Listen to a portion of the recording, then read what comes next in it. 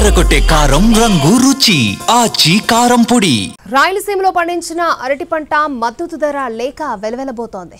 మొన్నటి వరకు గల్ఫ్ దేశాల వ్యాపారులు కూడా సీమలో పండే అరటిని కొనేందుకు పోటీపడ్డారు. కానీ ఇప్పుడు అరటి ధరలు నేలచూపులు చూస్తున్నాయి. కనీసం పెట్టుబడులు కూడా రాకపోవడంతో అరటి పంటను తోటల్లోనే వదిలేస్తున్నారు రైతులు. అరటి పంటకు గిట్టుబాటు ధరలు పడిపోతూ ఉండడం రాయలసీమ రైతులను ఆందోళనకు గురి చేస్తోంది. అనంతపురం, కడప జిల్లాల్లో పండించిన అరటి పంటకు మార్కెట్లో భలే డిమాండ్ ఉంటుంది. విదేశాలకు చెందిన ఏజెంట్లు స్వయంగా రైతుల దగ్గరకు వచ్చి పంటలు కొనుగోలు చేసేవారు. రాయలసీమలో పండిన అరటి పళ్ళు గల్ఫ్ దేశాలకు ఎగుమతవుతుంటాయి. అలాంటి వైభవాన్ని చూసిన అరటి రైతులు ఇప్పుడు అత్యంత దుర్భర పరిస్థితిని ఎదుర్కొంటున్నారు. అనంతపురం, కడప జిల్లాల్లో 60,000 ఎకరాల్లో అరటి సాగవుతోంది. ఫిబ్రవరి, మార్చ్, ఏప్రిల్ మాసాల్లో పంట చేతికొచ్చేలా అరటి సాగు చేస్తారు.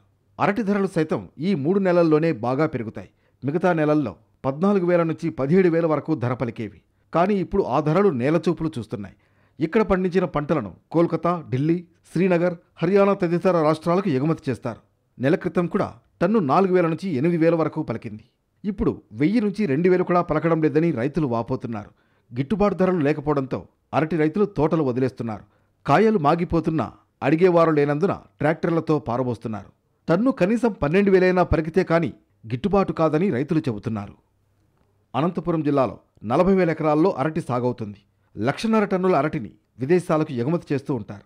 ఎకరాకు 22 నుంచి 25 టన్నుల దిగుబడి వచ్చినట్లు అధికారులు చెబుతున్నారు. ఏ మార్కెట్లో చూసినా గిట్టుబాటు ధర లేకపోవడం అరటి రైతులను ఆవేదనకు గురి చేస్తోంది. అరటిని కొనేందుకు వ్యాపారులు రాకపోవడం, కూలి ఖర్చులు దక్కే పరిస్థితి లేకపోవడంతో పంటను పొలం మీదే వదిలేస్తున్నారు. ఇలాంటి పరిస్థితుల మధ్య ఉద్యాన అధికారులు అరటి వ్యాపారులు, ఎగుమతిదారులతో ప్రత్యక్ష సమీక్ష జరిపారు. కిలో అరటి 2-3 రూపాయలకు పడిపోవడానికి కారణం ఏమిటి అని కలెక్టర్ అడిగి తెలుసుకున్నారు. బహిరంగ మార్కెట్లో 25 రూపాయల ధర పలుకుతుంటే మీరు 2 రూపాయలు ఇవ్వడం ఏంటని ఆయన ప్రశ్నించారు. కిలో అరటి కనీసం 6 రూపాయలకు తగ్గకుండా రైతుల నుంచి కొనుగోలు చేయాలని ఆదేశించారు. లేదంటే డ్వాక్రా మహిళలతో కొనుగోలు చేయించి ఇంటింటా విక్రయించేలా చర్యలు తీసుకుంటామన్నారు.